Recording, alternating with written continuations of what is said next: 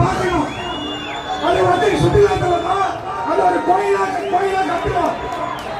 அதனால இப்போ நம்ம இங்க இருந்து எல்லாரும் அவரை வந்து அந்த புத்திஸ்ட் எல்லாம் சடங்கு முடிச்சுட்டு இங்க இருந்து நம்ம நடைமுறைலாம் கொண்டு போனோம். அதுக்கு நீங்க எல்லாம் உங்களோட ஒத்துழைப்பு எங்களுக்கு முழுசா வேணும்.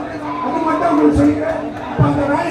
அந்த வேலையை பார்த்துட்டு நம்ம இப்போ பத்தூர்ல போய் அவர் நம்ம எழுதி அங்கதான் நம்ம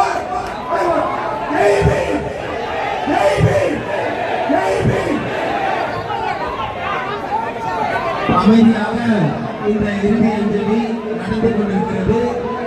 ஒரு பௌத்த பண்பாட்டு தலைவர், இந்தியாவின் வரலாற்றில் அயோத்திதாச பண்டிதர் ஏற்படுத்திய பௌத்த மறுமலர்ச்சிக்கு பிறகு இந்தியா